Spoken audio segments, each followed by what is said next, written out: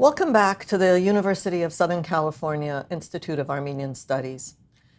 Each time we plan one of these deep dive series to try to explore the difficult topics in the contemporary Armenian experience, I'm reminded of the British Prime Minister Harold Macmillan's famous line, "Events, my boy, events," when he was asked, and it's not really clear what it was he was asked. If you Google this, you'll get all sorts of questions. He was either asked, how will you develop your policies for your government? Or he was asked, how was your government? How do you assess your term? In either case, his answer was, events, my boy, events.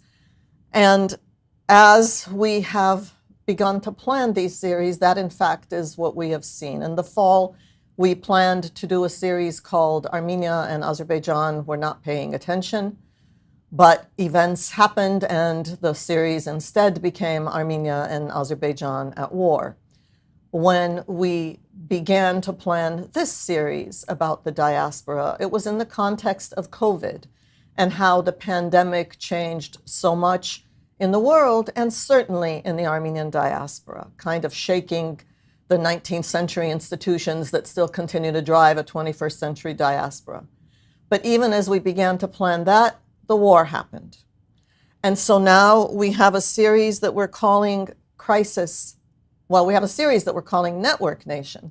And this particular episode is Crisis Nation. So we're going to really talk about these events, but again, events have happened.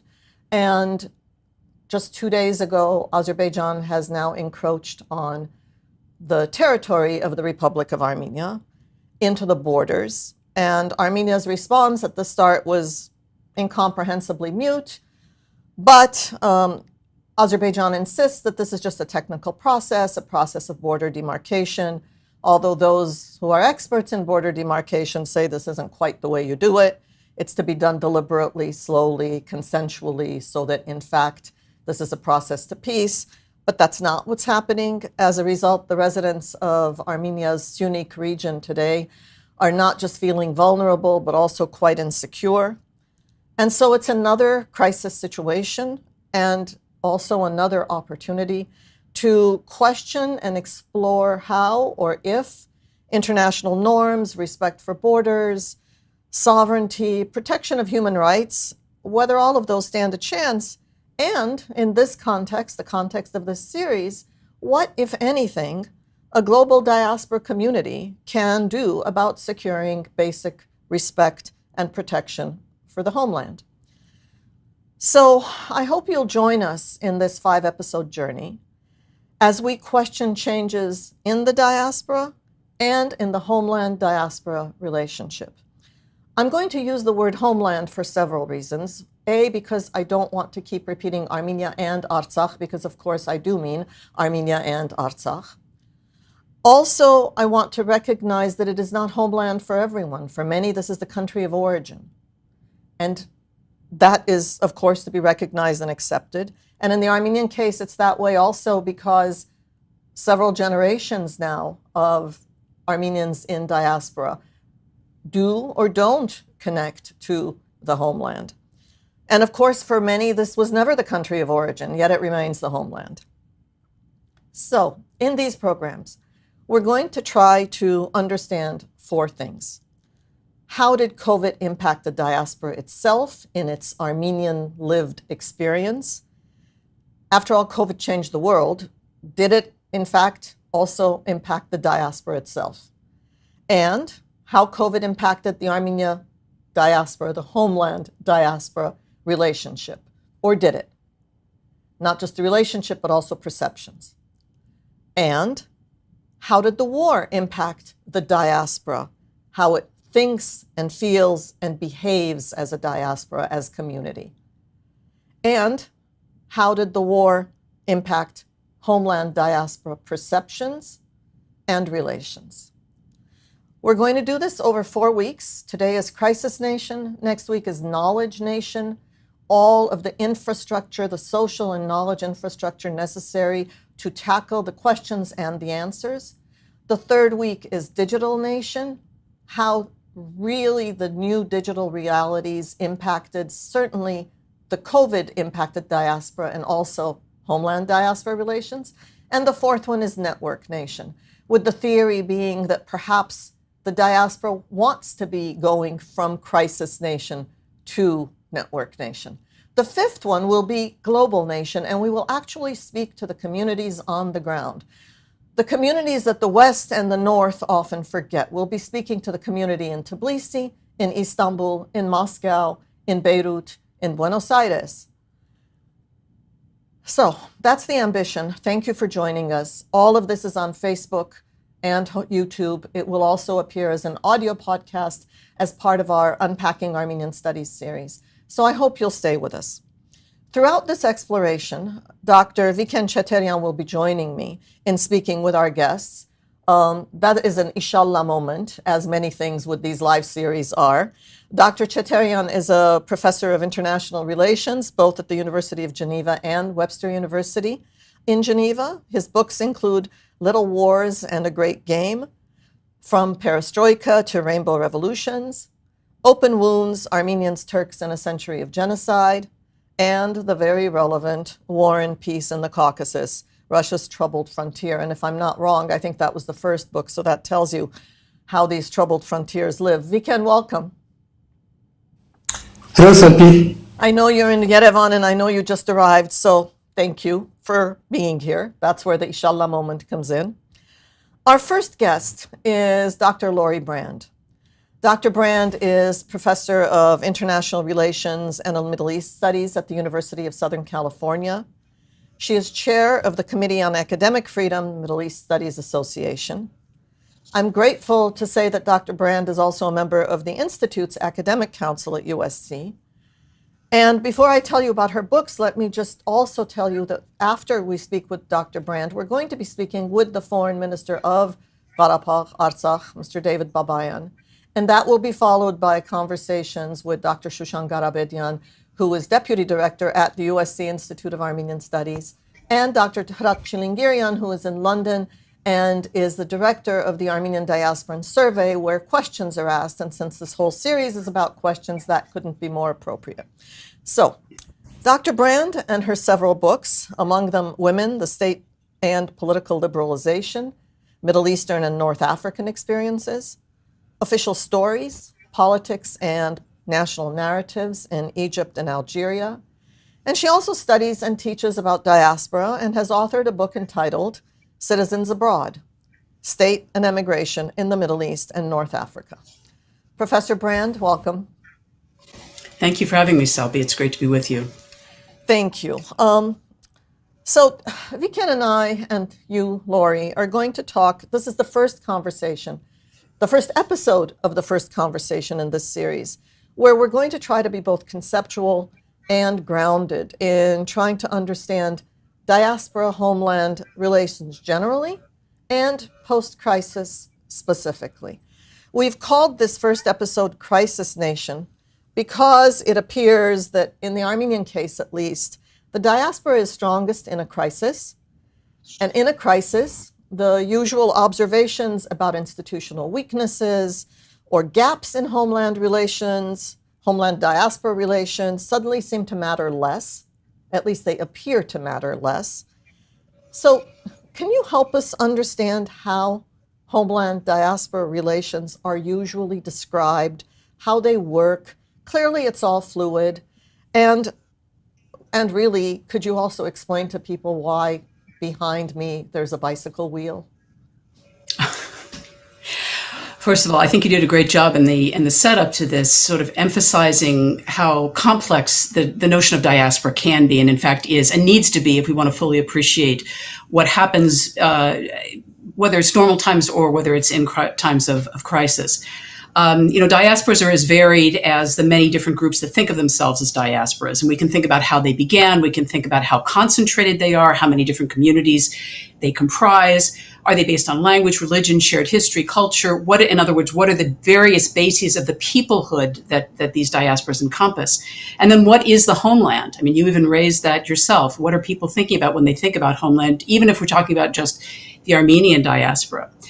So if we want to try and visualize these relationships, and this gets to your question about the wheel.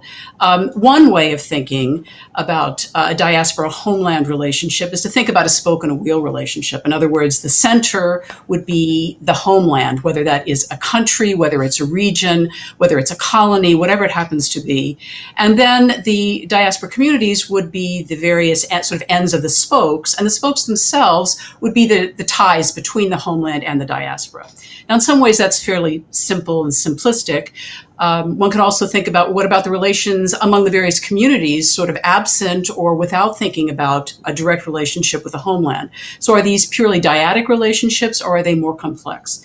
And then there are diasporas where we can think about perhaps multiple centers, and the relations among the various communities as being, sort of factored through them, or between various ones. Some of the centers being more important, some of the communities being larger, more powerful, wealthier, better institutionalized than others. And in terms of the relationship between these communities and the homeland, the extent of the depth of the relationship is conditioned by a lot of different factors. It can be based on what's the reason for the existence of a diaspora in the first place. I mean, this is what we used to call a trauma diaspora. Is this a diaspora that was born of forced migration? Or are there other reasons why people have perhaps moved to the diaspora, moved away from the homeland for other reasons subsequently? Important elements in trying to understand the resilience or the degree of the way that diaspora communities respond is also the nature and the structure of the institutions in any given community. And that can be based on churches, be based on schools, NGOs, other community organizations, political parties. So all of those have an important role to play. I guess the other thing that I would say is, it's at this point anyway, before you ask the next question, one of the most important things to keep in mind is that diasporas are not static. They are constantly changing. And your focus in this particular set of discussions about COVID is important in highlighting that. But diasporas are like any other social formations. They are subject to strains and stresses from within and from without, to changes in geopolitics, changes between the relationship between the homeland and the countries that host the diaspora communities. So all of these are things that we want to keep in mind when we try and understand how these diasporas evolve. The complex, not static, trauma diasporas, they all fit. What's interesting is the way you described the hub and the spokes and the relationship on the wheel among diaspora communities. All of that fits. What drives this? What drives this relationship? Well, I think we're all bundles of identities. And so that when we think about any individual's identity, there are some identities that we prioritize. And in some people's cases, there's a particular identity which is always most important. In other cases, depending on the exigency of the moment, the crisis of the moment, where one happens to be at a particular moment, it may be more important to somebody to work according to or think about their Armenian identity as opposed to their identity as being a university professor, or as being female, or as living in the United States, or something like that. So part of what drives these relationships, I think, is the degree of centrality and sort of continued centrality or continued importance of that particular part of a large group of people's identity, which relates to the homeland. So I think that's part of what drives it. And then there's also, as I mentioned before, there's this institutional connection which can serve to provide a continuing source of reinforcement and even response to and reconstruction of diaspora identity with regard to the homeland, vis-a-vis the homeland. I want to come back and ask about the institutional, but I want to give Vicken a chance to jump in. Vicken. Yeah, thank you very much. Professor Brand, you talked about diasporas with multiple centers. Is this possible when we have a nation state? The Armenian experience was very much a diaspora experience before the emergence of Armenia as an independent nation state. Now, with the nation state existing, how central can the diaspora be? even more so, can the diaspora have the capacity to think about itself, to reflect about itself, and to have a political identity and leadership independent from the nation state? Is that possible? Oh, it's a great question, and I think that there's probably not one single answer to that. I think that when one thinks about the possibility of multiple centers, one needs to think about the history of the diaspora and what role have different communities played in funding community concerns, in perhaps funding various institutions or various projects back in the homeland. And I think probably prior to the independence of Armenia, the role of some of these the largest communities in the United States, for example, I assume also in France, and you all can point to me to the other most important communities, they developed, I assume, their own kinds of identity, not denying the Armenian identity, but they understood that there were institutions that were their own, and that there was a great degree of sort of self-help and self-funding that took place within those. When you have the emergence of a nation state, which you didn't have in the past, it can produce different sorts of dynamics. It can produce a dynamic of sort of increased interest and reinforcement, or it could produce a dynamic, in some cases, depending on what the issue is, of perhaps competition. People have to make decisions about where they are going to put their resources, whether those are their human resources, their person, their own energies, or whether it's financial resources, institution building resources. So I think that, under ideal circumstances, these would be complementary kinds of efforts. But I think that it's entirely possible that there can be competition that is underway, not necessarily with any sort of nefarious or attempt to sort of undermine other institutions in the homeland or in these other centers, but that kind of competition is probably not unusual and probably to be expected. The choices that diasporas make have clearly been impacted over time and in response to specific events. So COVID, even if we leave the homeland piece out of it, COVID really served, in the Armenian case, to point to the fact that the real part of this relationship, the connections among diaspora communities, can in fact be much more active, relevant, bi-directional than the diaspora seemed to think was either necessary or possible. Are those kinds of changes, how do you even begin to gauge whether these kinds of changes are permanent, whatever permanent is, long-lasting, or whether they were of the moment and they'll disappear? Because that's going to be a huge part of understanding what this 21st century diaspora with a nation state is going to be like. Of course, COVID is a whole new world for all of us.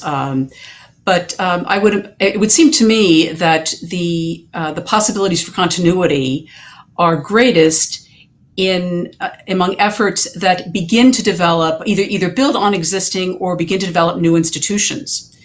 So the more institutionalized these kinds of relationships can be, and in this case, if it's a matter of raising funds for hospitals, or if it's a matter of dispatching doctors or medical technicians or other sorts of medical personnel to other communities, if they end up being sort of individualistic efforts, there's nothing wrong with that, that's great. But to the extent that they move beyond that groups of individuals come together and decide that this is something which is important to continue. I think, because crises differ, some crises might appear to be so exceptional that maybe the drive to institutionalize the response seems less needed, less urgent. But if we listen to our public health people, we're told that this is not likely to be the last pandemic, of our lifetimes, right? And even if we're not talking about pandemics, other sorts of crises that require an emergency health response could also be things that people then think about, those who are involved specifically in COVID this time, but want to think about a broader, more institutionalized, maybe a potentially multi-pronged kind of response to other challenges that affect the health and well-being of diaspora people, either in diaspora and or in the back in Armenia itself. Vicken, you're both host and guest here, so I'm going to ask you a question based on the stress that Laurie continues to put on the institutional relationships in the diaspora context and in the diaspora homeland context. Are these institutions institutionalized relations, or are there traditions and customs? And is there a change, whether it's post-crises or just time? I think putting the stress on institutions is absolutely very important. And I think in the Armenian diasporic political imagination, we don't emphasize enough the importance of the institutions. And it's both traditional, we have inherited institutions, but also, institutions are ongoing processes. Now, to come back to COVID, of course, COVID both disrupted many relations, right? Periphery center relations, Yerevan being the center of, Armenian experience. That was interrupted because of COVID. It created other types of connections. But to answer to your earlier question, is this new type of mobilizations, links, diaspora links, are they going to continue or not? It depends whether these mobilizations, these forms of connections will take some institutional form or not. That's very important. The other thing about Armenian institutions that I would like to underline is that very often institutions have monopolistic kind of power in their domain. And as a result, they tend to become traditional, conservative, and not competitive. This is another thing we should pay attention when we talk about institutions. Are those institutions in a competitive environment, or are they monopolistic? So that we analyze, understand whether they are doing things because simply they inherited the same mechanisms from the past, or because this is the best way to solve the problems we have. I think that as today's conversation goes forward and the other ones, I think we're going to have to start calling things by their name and talk about the institutions we're talking about and these questions. But before we go there, Professor Brand, it is, I would like to pull from the Lebanese, the Palestinian, the Jordanian experiences in trying to see how and where processes are driven. In other words, these are small countries, larger diasporas, like Armenians, and at some point, especially now, after COVID, after the war, somebody has to sit down and grab everybody else by the collar and say, we need to work this out. We need to make this work. Institutions, new or old, need to be meeting the needs that came to the surface because of these crises, but were there anyway in many cases. Who grabs who by the collar? Wow. Well, I mean, in the case of Lebanon, they're facing not only the ramifications of COVID, but also just general, economic and political collapse. And historically, the Lebanese state has been kept deliberately weak, and so the institutions that have operated in diaspora have tended to be associated with the individual ethnic communities in Lebanon, and I would expect that's going to continue going forward. In the case of Palestinians, of course, and speaking of crises, there we're not even talking about a state. We're talking about people who are living under, settler colonial occupation, and the responses, therefore, are conditioned by that reality. There are, again, there are community organizations, churches, mosques, and so on, Palestinians and those who want to support them. And I think that solidarity beyond the Palestinian community has been historically an important part of that. It's traditionally been from other Arabs or Muslims, but I think Palestinians themselves have seen the importance of reaching out in solidarity to other communities, other people that were formerly colonized, people of color, and so on, for various forms of support. The big problem for them is, one, the criminalization of some of the organizations to which Palestinians would contribute, being charged as terrorist organizations, which has a chilling effect. And then there's also just the atmosphere in the United States, which is just not at all, still, well, things are changing, but it's not all sympathetic. So to try and get the message out, to try and build greater solidarity, to try and institutionalize beyond Palestine itself faces major challenges on that front. So I think thinking about these communities in terms of the geopolitics and what the home states or the states of residence allow is also really important to understanding how diaspora communities can respond, because sometimes it's conditioned on the nature of the regime under which people live, and sometimes it's simply the politics of that country vis-a-vis the home state, which can make it either easier or more difficult to institutionalize, to provide aid, to organize. I'm going to ask you a last question just because I can't not ask the question. We're talking about post-crisis, we're talking about diaspora, and certainly the Palestinians are now living yet another crisis. And I want to echo the words of something that Shushan Karapetian, Deputy Director at the Institute, had heard the other day, and that it's something we want to talk about a little bit later. People in diaspora saying, I do wish that things would end over there so that I can live peacefully and not worry. So the context of the crisis is completely personified from here. How does the Palestinian diaspora community go from crisis to crisis?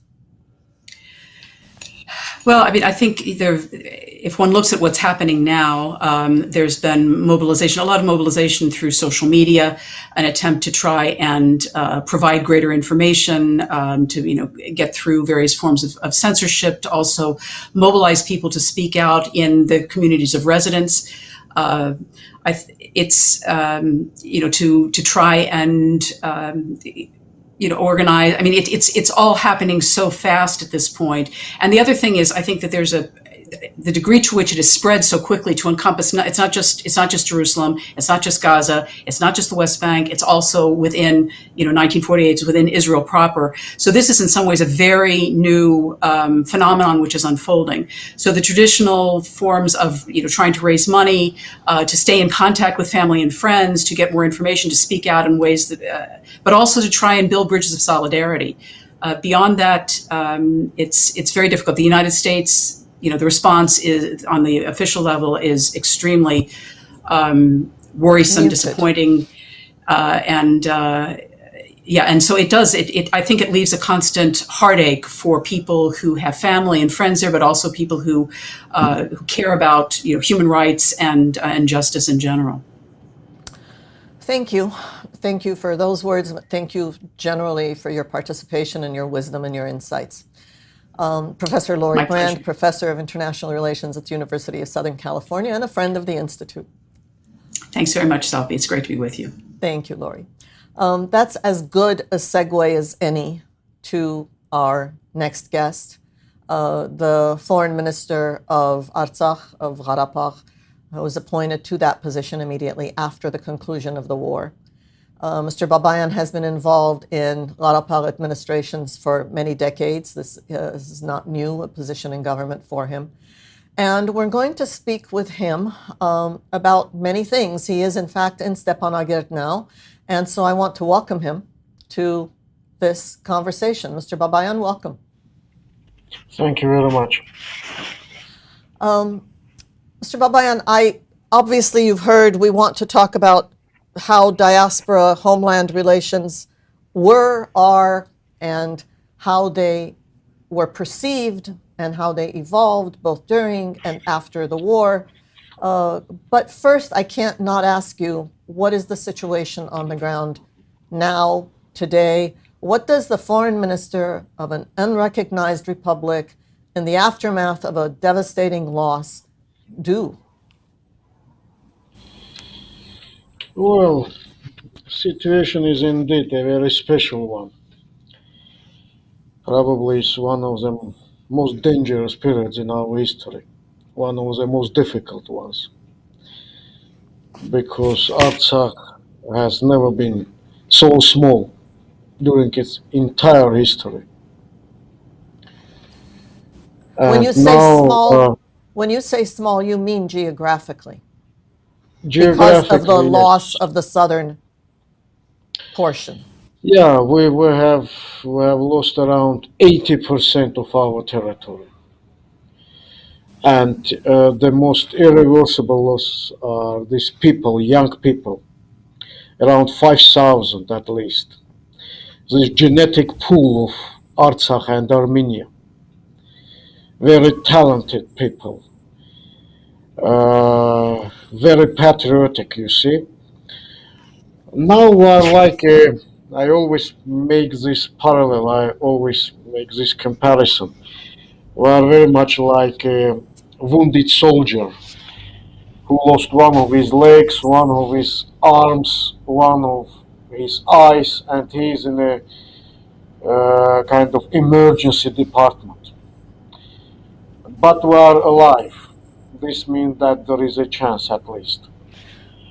In that Uh, in that sort of analogy, what has been your experience with the relations with, well, first the diaspora, but also Armenia proper? What is the relationship now? you see, the problem is uh, very deep and comprehensive. It's not only the what happened to Artsakh. We have to analyze it not only within the relationship between Turkey, Armenia, Azerbaijan, Armenia, Artsakh, this kind of triangle. I mean, or rather, we don't have to see with external enemy and these kind of challenges and the results. I always say I would like to reiterate once again the defeat uh, which we suffered wasn't the defeat by Turks and Azeris. We were defeated by ourselves.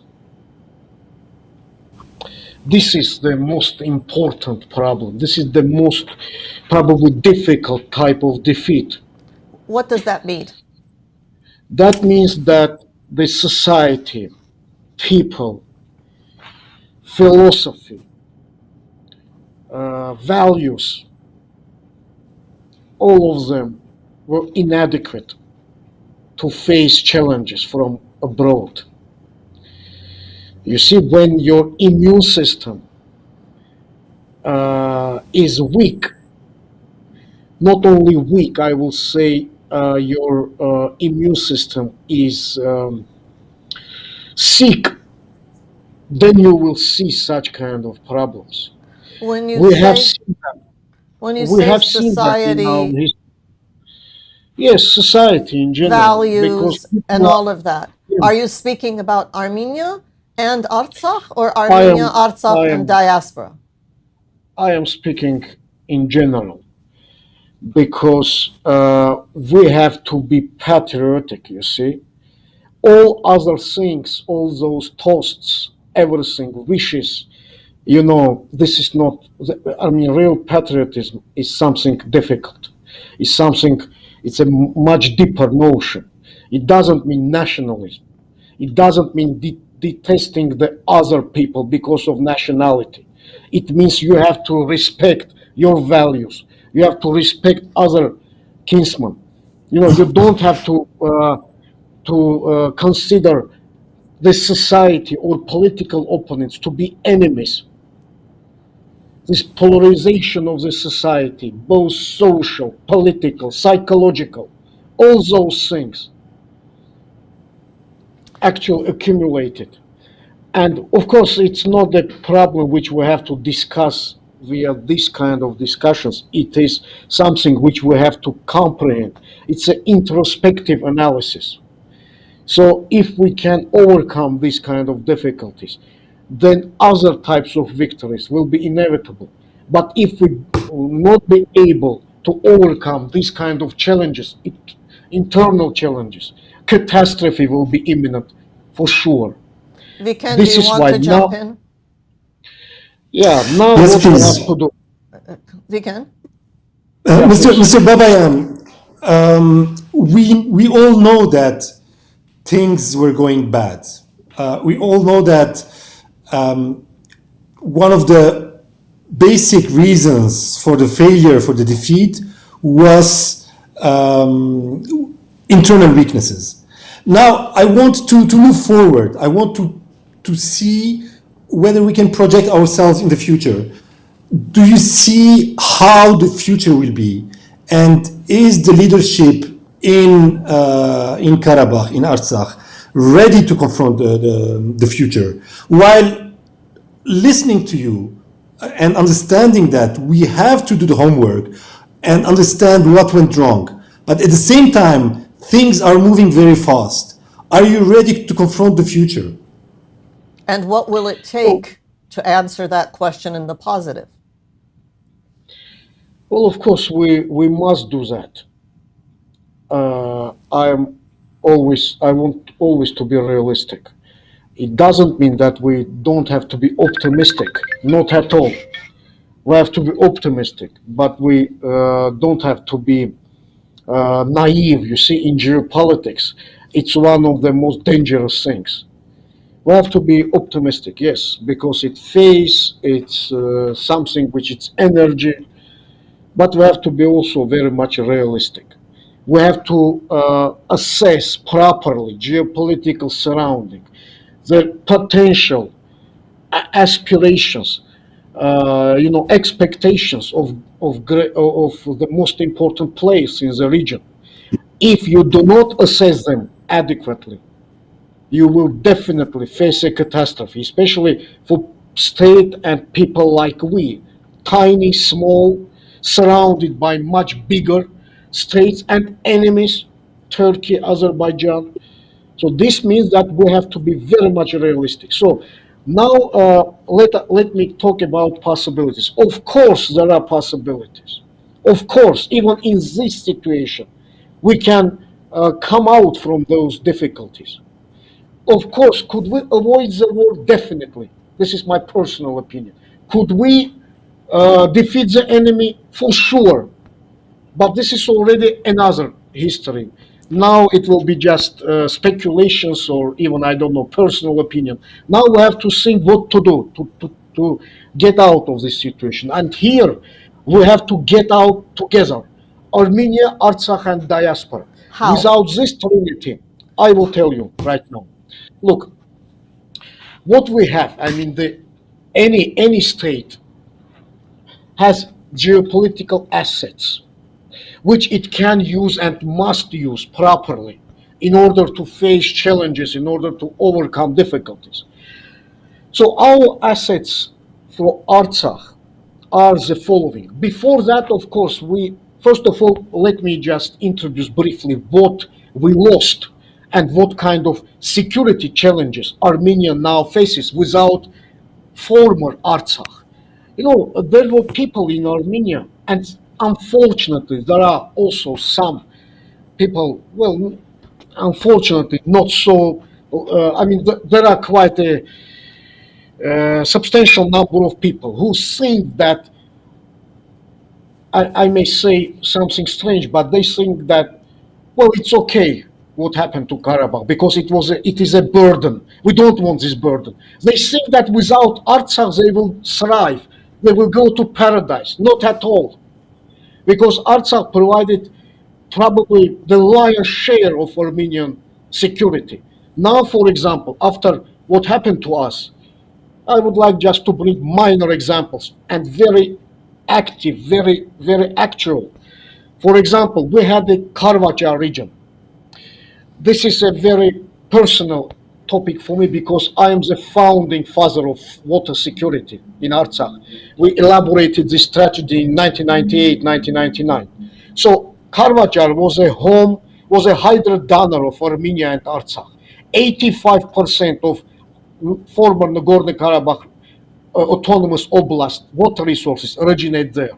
Arpa and Vorotan, the two most important rivers of Armenia, originate there because they save Lake Sevan. Without this river, Lake Sevan will face catastrophe, ecological catastrophe. So now the sources are under Azeri control. They can poison it at any moment. You were talking about COVID. Come on, guys. This poisoning will be a pandemic thing. Now they poisoned water resources in Sisian because they took under control the sources of water. Is Several that days ago, factual? Is it yeah, factual that the water has been look, contaminated? That they are look, controlling the water? We know.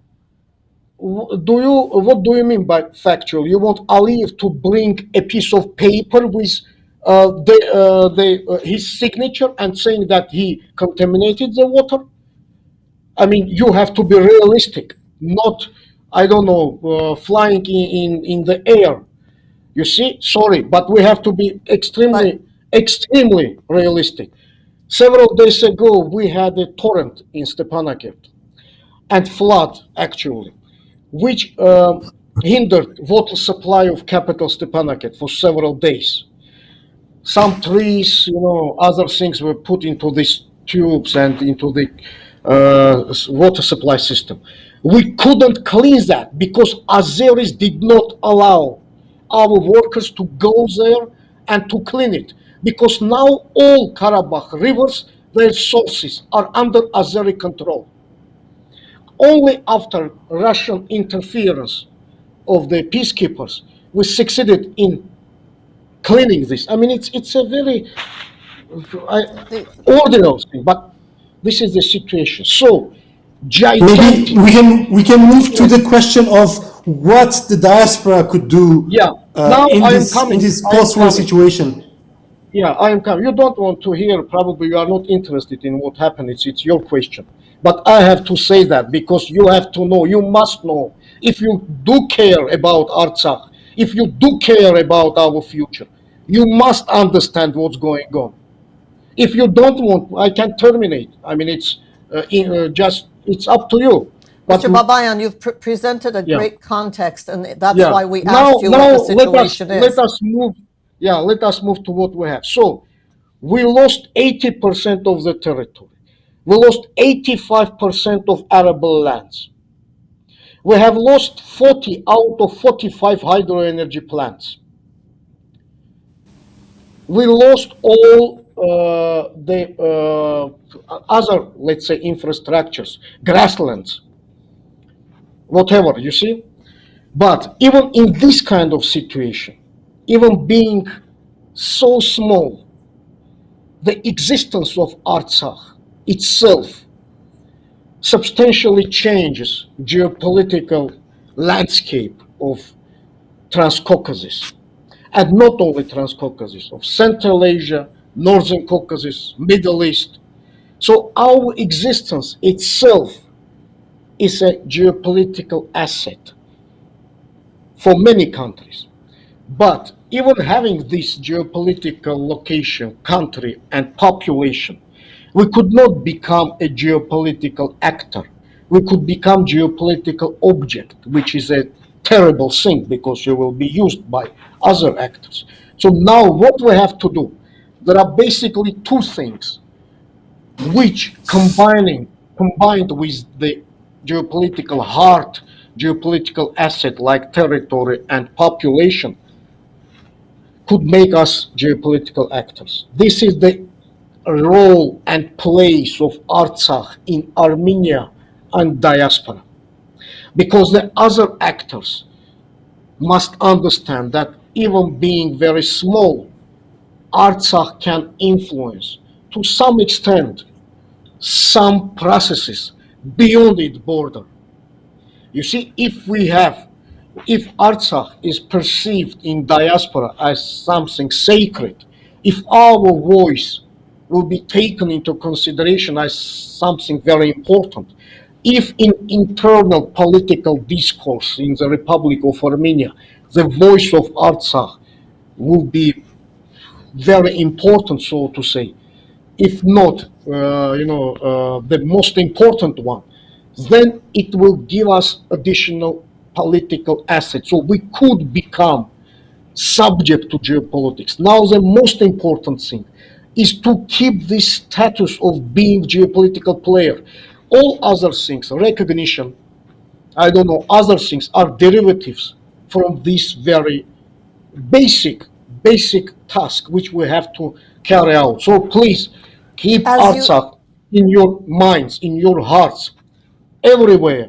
We have to be able to influence some political moods in diaspora, because other great powers, including Russia, I don't know, Iran, United States, they should understand that we have great potential. We can call the diaspora to make this or that political step.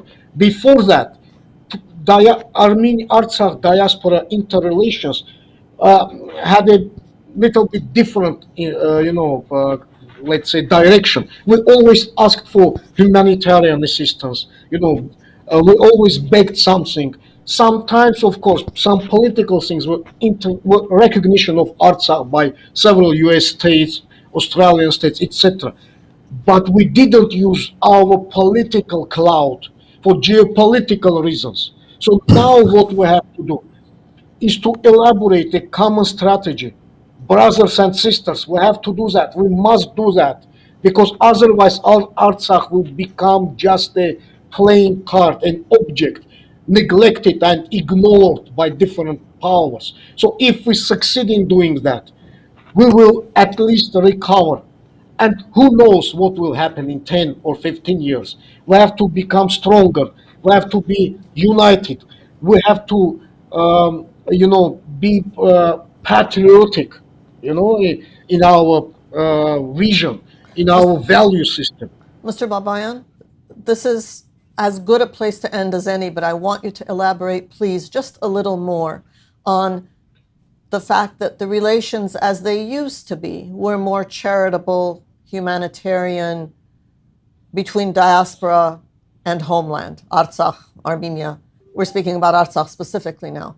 And what you were saying is that the political engagement, both in terms of strategizing and voice, is what was needed more and what is needed most now. Is that a fair summary of what you've said? It's one of the most important pillars of maintaining our status as subject, as actor, geopolitical actor, which is very important. Because you see, we have to demonstrate, even to great powers, that you see, let's say, if we call the diaspora not to elect this senator, for example, tomorrow, I don't know, in 2 years, then you will hear our voice. I'm not saying that we are going to use exactly this kind of steps, but in general. So this is our political cloud. This is the soft power which we have to have. We have hard power components, territory, people, but without the soft power components, it will be futile, to talk about recovery of Artsakh, Armenia, because now we have to have this kind of very strong stamina, we have to be like yogas, because yogas Thank you. they're like people, they have the same tissues, but introspection, the self-control, all these kind of values should be very strong to overcome these difficulties, because challenges are very serious. Thank you, Mr. David Babayan, Foreign Minister of the Republic of Artsakh, Karabakh. Thank you very much for making the time Thank and you. for your very clear message. Thank you. I want to continue this conversation, especially since Mr. Babayan laid out the urgency of the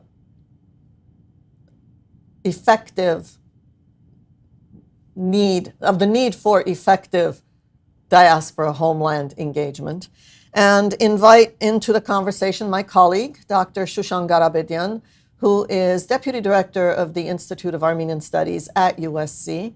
Shushan's PhD is in Armenian Studies. Her focus is linguistics. She runs the very popular podcast, Language Therapy with Dr. K, and is a pleasure to work with. Shushan, welcome to this new working relationship now we have. Thanks very much. Of course. Vicken, Shushan, We heard Mr. Babayan.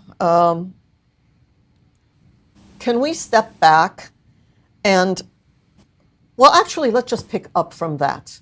Let's pick up from this and then step back to the others. The war and the loss, what did it seem to do for Armenia? And what did it seem to do for the diaspora? And then, of course, what did it seem to do for this relationship? Vicken, do you want to start with just some observations of what we all saw about this relationship? And then, Lashush, I'm going to ask you the same question. I think the war and the defeat destroyed many certainties we had in our collective imagination. Many things we took for granted. For example, the security of Karabakh. I don't think in our wildest imagination, post-independence Armenia, we could have imagined that we could live such a defeat, right?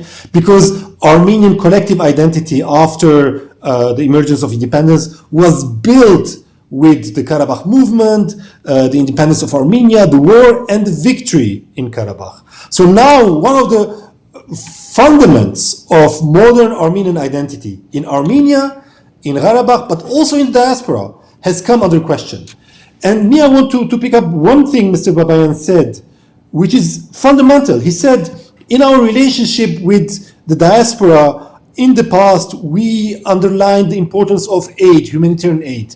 Now the diaspora has to become more political. So this is one way of looking at this fundamental shift taking place today. And the role of the diaspora in relation with Armenia, with Artsakh, but also this shift puts huge questions in front of the diaspora itself. Are we in the diaspora? Are we ready? Are we able to become political after 30 years of being humanitarian? And also understanding what political means in this very specific concept. Shushan? I'm just going to piggyback off of what Vicken said and what Mr. Babayan said, and also connect Laurie, right? So we talked about the spoke and the wheel and the hub, and I think the big question we haven't asked is who's the agent, right? Who sets the terms of these relationships, whether it's Armenia diaspora, Artsakh Armenia diaspora, who is dictating the movement, and how is that coming? And this kind of shifting from an unequal relationship of seeking humanitarian aid or charity to a relationship of engagement that has some kind of a mutual investment and engagement. And it's not just who is driving, but also what are the questions and the basis of knowledge based on which this driving is taking place in both directions, right? What Artsakh and Armenia know or understand or perceive of the diaspora and its ability or interest or capacity, and the reverse. Based on what does the diaspora make its strategic decisions, which is what Professor Laurie Brand was talking about. Now, Mr. Babayan is saying that those strategic decisions need to include Artsakh in the decision making. Don't do it for me, do it with me. I don't know. Vicken, where are our institutions? Was this a sufficient shock to the system that this kind of thing may happen? And Shushan, how are we redefining diaspora? Who is the diaspora now that we are speaking of? The shock was terrible. The shock was immense. But after a shock, you can have different outcomes. One outcome is to ask deep questions and to reform your system. But for the moment, we see, at least in Armenia, that we don't have a strong movement towards radically questioning the institutions, their performance, the way they functioned, their monopolistic positions, whereby what they said and what they thought was not challenged. because there was no competition institution-wise, whether we are talking about politics, whether we are talking about mass media. We didn't have this competitive structure which could challenge our certainties. And as a result, we repeated, the same idea again and again, while those ideas belong to the past and were not valid anymore. And for the moment, I think we are not doing enough efforts to question our failures, and by questioning the past to create new possibilities for the future. And to get away from the easy answers. I mean, it's ironic for me that it is the foreign minister of Artsakh that has to remind us that nationalism is not the same thing as patriotism. It's complete irony. Shushan, what new kind of questions and actions are we seeing in the diaspora that may or may not help in this process of questioning the existing mechanisms and creating new ones? Well, I think everyone agrees that it's hard to define diaspora, and it's a very heterogeneous notion, right? When we say diaspora, who are we talking about? Are we talking about your traditional Western Armenian diaspora post-genocide, or are we talking about, folks like me who are a product of either the Soviet emigration or post-Soviet emigration from the Republic of Armenia? And even within that cohort, you can't generalize and use kind of a wide paintbrush, right? There are generational differences. There are you from Yerevan? Are you from outside of Yerevan differences? There are gender differences. Is this the first immigrant generation, or are these now American-born or host country-born generations who may have been influenced and shaped by traditional diaspora institutions and have very different outlooks and behaviors from the parent generation? So I think it's also very important to consider those nuances, right? If traditional Western diasporans' mode of engagement was through institutions, those from Armenia are suspicious, if not careful and hesitant about institutional involvement. And yet, because of COVID and because of war, they actually mobilized in a very different but similar way. Yes, they were calling family and friends, but they were also donating, which if before we would have said the Hayastansis don't donate, right? They don't give to charity. Well, yes, they don't institutionally, but that's because they're sending monthly remittances for decades. So I think these are some of the nuances we have to think about when we think about who is the diaspora and how are they engaging, both with Armenia, with Artsakh, and with each other. So if that's the diaspora half, Vicken, the Armenia half, building on what you said earlier, I would say that one of the things that this post-crises, plural, the two crises situation made eminently visible is that Armenia doesn't know what to ask for. I think that was the problem from the 90s. I think Armenia did not have the capacity to imagine and understand the potential it had with the diaspora, and Armenia did not develop the institutions to profit from the incredible power, incredible potential of these multiple diasporas. I'm not afraid of this multiplicity of diasporas. Originating in Lebanon or Iran, from Armenia or from Uzbekistan, doesn't matter. The diaspora Armenian identity has always been multiple, but Armenians in the 19th century, they always managed to work together. Look at the history of Armenian political parties. Look at the history of Armenian benevolent foundations.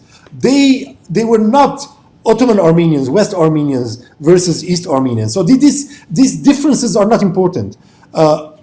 Differences are there, but we are able to work together. Now, to come back to the question of what is happening now after the war and COVID, there are many initiatives in the diaspora. This is not what is missing. What is missing is first dialogue among these different initiatives within the diaspora, so that we know what the other one is doing. We work together, not that they become small islands, but also the capacity to work together between the diaspora and Armenia. This, after 30 years, we still have a lot to do on. And on this one. And I would say that the other thing that needs to be done is to decide in which direction to drive all of this. That is, what kind of homeland and what kind of homeland-diaspora relations do we want? As you both know, Hratch Tchilingirian has spoken in the past, and we hope next week on Wednesday, as we continue this conversation, he will speak again, about the choices. Does Armenia want to become Sparta, or does Armenia want to become Athens? And when I say Armenia, obviously I mean Artsakh as well. So which is it, and towards which direction does the diaspora work? Today, there are people throughout the diaspora working on building a military-industrial complex in Armenia. Is that what Armenia wants or needs? And the connectedness that you referred to, Vicken. Now, we'll speak about this a little bit later when we invite Hratch Tchilingirian to join. This connectedness, does it in fact result in greater or better outcomes? So, Vicken, did you want to add something before I jump onto the digital part of this? Just very quickly, Athens or Sparta. I think in the past we thought it was Sparta, and then it showed that it was not Sparta.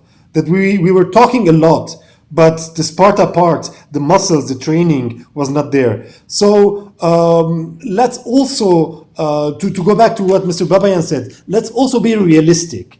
Let's not build castles in the air, on the clouds. And before, building a military-industrial complex, let's also make our calculations and understand in what kind of geopolitical reality we are found in the post-war period.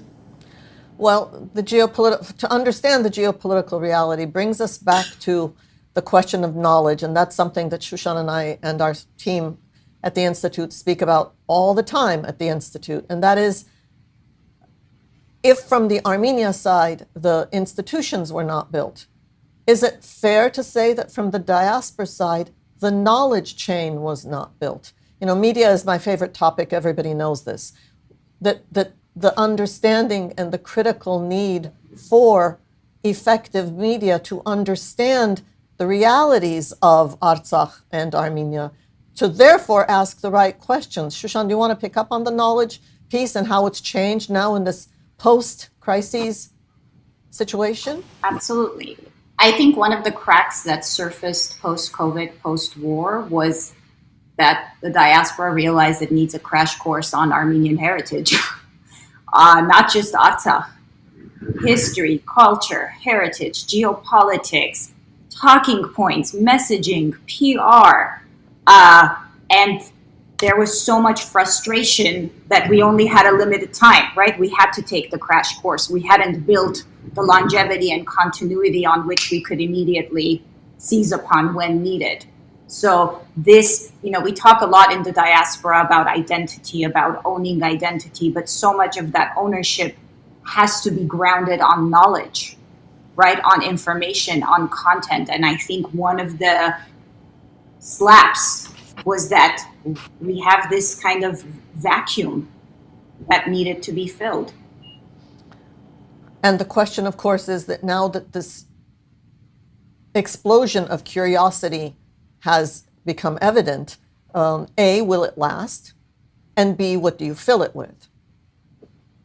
And how deep will it go? I think, we see all this activity, right? One of the big changes with COVID was all of a sudden we saw this digital explosion, these new communities, new networks, virtual communities that were being built, right? Activists speaking out. Every Armenian, in a sense, became kind of an advocate or a diplomat. And some went deep and some stayed very superficial. So again, after every crisis, whether it was the earthquake or the first war, there's this kind of mass mobilization. But then what? That's, I think, the big question. And then what? Okay, we mobilized. It wasn't sufficient. Did it go deep enough? Probably not. But then what? What will remain of that? There's no question that we need additional data. And to the extent that there is existing data, we're going to invite our next guest in a minute. But before that, Vicken, I want to ask you a question. for the longest time after the independence, after the collapse of the Soviet Union, in those early independence years, there was this, what I consider an artificial debate, but there was one, about whether you continue to strengthen the diaspora or do you work to strengthen and consolidate the independence. Is that still a question out there anywhere? Was there a debate in that form? I don't even remember. My feeling is that after independence, the entire Armenian universe, all the Armenians of the diaspora, they were so much infatuated with this independence, with Karabakh, with Armenia. I think to a certain degree we forgot about our own diasporic institutions, communities, to the incredible changes taking place to our communities, and the need to strengthen and invest and modernize our institutions. And I think this part of the debate was coming back already before 2020, before COVID and the war, and after the war, it has come back quite strongly. Not sure, but that's okay. I think maybe it's time to invite our final guest, Dr. Hratch Tchilingirian. Hratch is a sociologist, a graduate of the London School of Economics, and an associate of the Faculty of Oriental Studies at the University of Oxford. He is the director of the Armenian Diaspora Survey, a project of the Armenian Communities Department of the Calouste Gulbenkian Foundation in Lisbon and administered by the Armenian Institute in London. Welcome, Hratch. Good to see you, Salpi, and to be part of this conversation. Very important topics that you are dealing with, especially these days. Especially these days. And you know, if there was ever a time when we needed to know what the diaspora is thinking, it's now.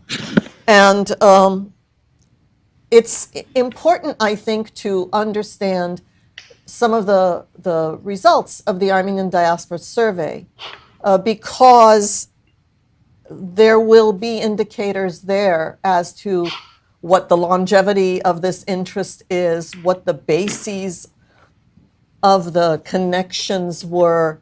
And I want to say something very briefly. I've often argued with you, with Razmik Panosyan, on the name of this survey, because although it is called the Armenian Diaspora Survey, it is in fact a survey that begins with the core, the elites, the actives units of each diaspora, and then spreads out, which I think in this case is a positive, because what you'll be giving us are the responses of the already active and engaged segments of the community. So what do you think are some of the indicators in the responses you've already received that will help us understand what happened this year? Thank you. What I want to do is perhaps address some of the questions that were raised already and try to tie that to our research. By the way, we're not only doing the elites. We have about 4 or 5% of our sample who have no Armenian connections at all. So we particularly pay attention to including in our sample people.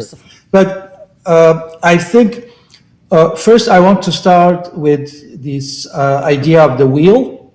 I think the Armenian diaspora is perhaps a tricycle or is made of smaller wheels. It's not one wheel that is run by a central kind of axis. And I would say even based at least on my experience and the research we're doing, I would say that the Armenian diaspora is made of a lot of scooters and not wheels, because you have various actors, new actors in the scene, besides the traditional institutions who are doing a lot of work and have an impact. So in so many ways, you don't have to be in the center to be the center.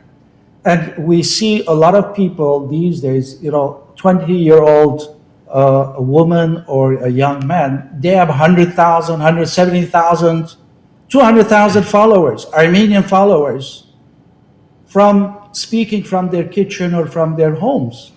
So I think we have to completely rethink the perspective from which we are looking at the reality in the 21st century. So that's one. Number two, I think this comes in the discussions all the time. When we talk about the diaspora, I think we are endlessly going around and coming back to the same point of departure. The diaspora is a concept. It's a description of a reality, but it doesn't address specific issues. It's like saying what it is people who are not living in the country of origin or the homeland. That is what it is. But we ascribe so it's a condition of being. It's a description of it's being. Like saying, yeah, so my point is that it's saying, like, we're talking about education, but at the end of the day, you have to talk about USC, your CLA, the specifics that make up the conceptual reality. Mm-hmm. So I think when we talk about diaspora, we have to be more specific as to what is it that we're talking about, which is very important. And third, I think we talk about institutions. It's a very critical issue and a problem. It's not a recent problem. We've had this perhaps for 50 years. But I think talking about institutions, using institutions has become a sort of euphemism about leadership. I think the elephant in the room in our discourse is we have to talk about leadership. And this comes out in our research, where about 4 in 10 people prioritize lack of visionary leadership in their communities, diasporic communities, as a major problem in their community. 4 in 10. Yes. We give them a list of issues, and the top choice among their choices is lack of visionary leadership. And this has been consistently in both in our pilot research in 2018 and 2019. We're asking this question again this year. What have you found about connectedness? What do the survey responses tell you about what connects one to Armenianness? Because one of the things that was very odd, I think, although we are calling this post-COVID, post-war, the response to COVID, whether in diaspora communities or in Armenia and Artsakh, was lukewarm and not as quick as the response to the war. Whether effective or not is a different question, huh? But what do you have that explains that? Yeah. Again, we've added 2 sections in our current questionnaire, a section on the pandemic, COVID, and a section on the Second Karabakh War. So we will find out. We are, as we speak, into our fieldwork in 4 countries in Europe. But I would say that the COVID, the reason perhaps the reaction or the mobilization wasn't as expected, this was a global issue. Everybody was affected by this. I mean, people in any country and everywhere. So it was also a problem or a pandemic that affected the diaspora itself as well, individually, institutionally, and so on. So in that sense, perhaps people were as worried about their immediate community or immediate family, immediate surroundings than what's happening in Armenia. But the war, obviously, is different, was different, because this was something that was Armenia specific. This was the Armenians' problem. And this became very clear from the beginning of the war, where with the passivity of the international community, the way it was the both sidism of the media and so on. So the Armenians, I think, especially when you're talking about war, where people are dying, you're losing, young people and so on. It's a very strong sort of event, an important event that comparable to a natural disaster like an earthquake, where people have to do something about it.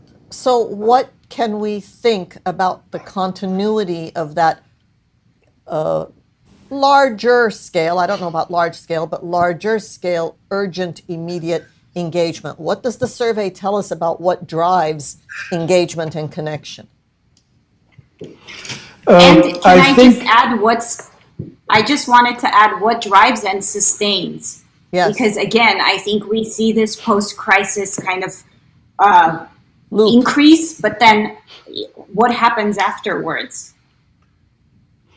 I think perhaps what I'm going to say might not be what you expect to hear, but in 2019, in 2019, our fieldwork coincided with the post-Velvet Revolution. So it was about a year after the Velvet Revolution. So there was this excitement, the euphoria, and you can see this in the responses in the survey of 2019, this sort of a new engagement, a new interest in Armenia, even people saying, they think about maybe moving to Armenia one day and so on and so forth. So overall, you could sense that it comes out this kind of attitude change in the diaspora. Now we have the war, and we're doing once again the field work after this disastrous war. So I'm sure we are going to see changes of attitude and perhaps more somber responses. But I think one observation that I'm going to make based on my experience and research and what I've observed over the years in my engagement, that what happens in Armenia in terms of the political developments, internal and external, has a big impact on diaspora's perception of Armenia. So the changing Armenia, the internal makeup of Armenia has a major impact on how the diaspora perceives Armenia. For instance, if you have years of corruption and whatever, the problems that we were seeing over the decades, this has had an effect on the relationship of diasporas with Armenia.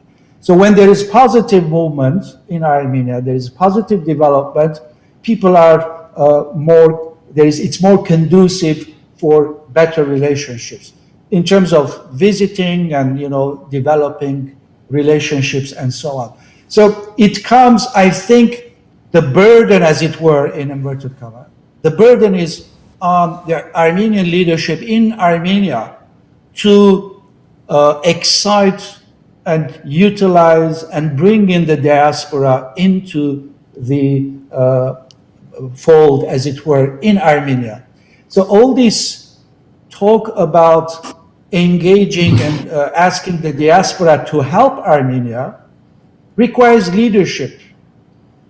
I mean, if you need help in a particular sector or an area, you have to go and recruit and talk to people, find them and bring them in, rather than saying that diaspora help us. It's like, who do you call if you want to call diaspora, right? Thank you, Henry. May I? Yes, please. Yeah, Hratch, the last message of Mr. David Babayan, with whom we just discussed earlier, the Foreign Ministry of Artsakh, he said, keep Artsakh in your hearts, keep Artsakh in your thoughts. Now, this is the message. what is the reality that you get from your survey? What is the place of Karabakh in the imagination of the diaspora communities you are working with? I think I don't have the results of this year because, like I said, we are halfway through the field work. We have another 4 weeks. Was this a question in the past? Was it a question in 19 or? It wasn't specifically about the war, but we have now, we have 5, 6 questions specifically about the war, about the decision making, and what the diasporan thinks that Artsakh should do, and so on and so on. So what I'm wondering is, was there specific Artsakh related questions in the past? We had questions, but it has to do with visiting and whether they would think about moving there or those kind of questions, not specific. But let me tell you, I think we can all agree that Artsakh is in the heart and mind of the diasporas. It goes without saying. Any Armenian today who is engaged in things Armenian, they are somehow following the news or trying to do something, whether donation or it's not like it's completely forgotten or people have moved on. But he wants more than I that. think exactly. And what I'm saying is, what I would ask the minister or any of the political leaders in Armenia Artsakh, what are the concrete steps? What are the concrete areas of help do you need? And who are you asking in the diaspora to help you? And secondly, another important thing, Salpi, I think, is that they have to engage the diasporans in the process of addressing these problems, not deciding everything and they say, this is what we need, can you help us? But engage in the process of identifying the problems and finding solutions. But not like... And I can see Shushan wants to come in, but he's saying the opposite. And that is, he's saying exactly the opposite. Shushan, do you want to continue? I think even framing it as help, right? I think what Mr. Babayan was saying is it's time to change the dynamics of that relationship. And I think that's exactly what we saw. I'm curious, actually, Hratch, I was going to ask if the survey reflected this, that in the absence of that dialogue, we went from traditional institutions which weren't living up to visionary leadership to professional networks, right, who targeted very particular forms and means of engagement. Mm-hmm. Did you see this type of kind of directionality? And piggybacking on that, I don't know if I want to disagree or if I want to say that everything that you've said has a parallel channel. That is, if the diaspora professes ownership and belonging, and why can't we vote, and why, all of the whys, then that initiation of engagement can also come from the diaspora. It does not have to come from a state that is still in the process of formation and consolidation. Except, Salpi, the fact is that for 30 years, all these suggestions or these proposals didn't make into the agenda of the political leadership in Armenia. We have so many examples of that.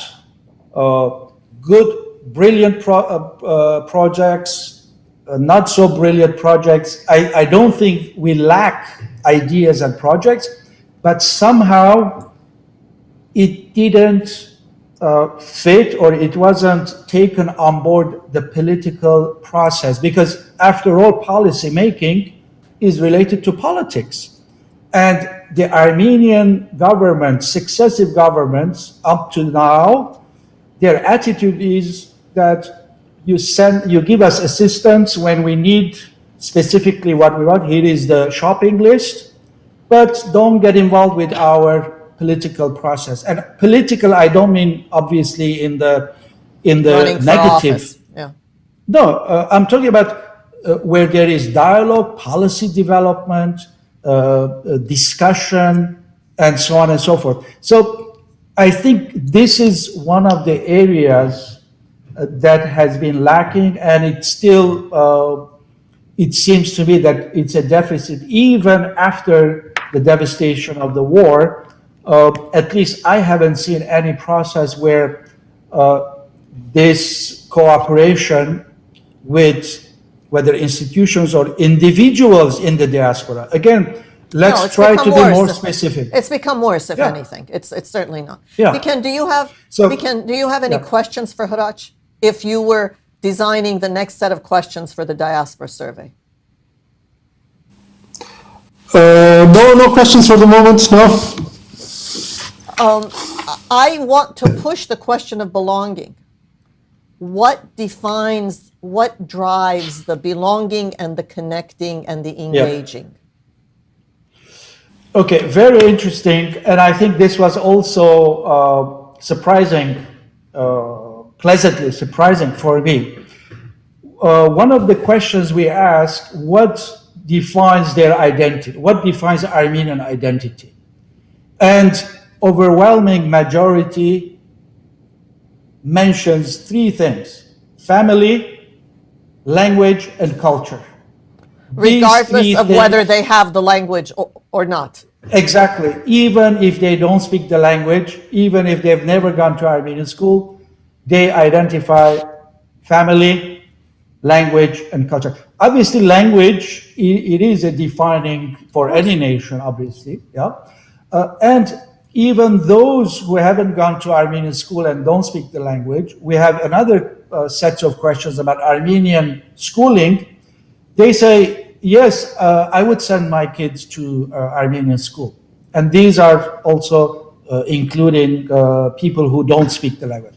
So in the diasporic condition or in the diasporic reality, these three areas, now talking about institutions, right? These are related to institutions, families, but these three areas, which are the defining elements of Armenian identity, look around you in the diaspora institutionally, we have very little that cater or that support or that develop these three areas of being Armenian.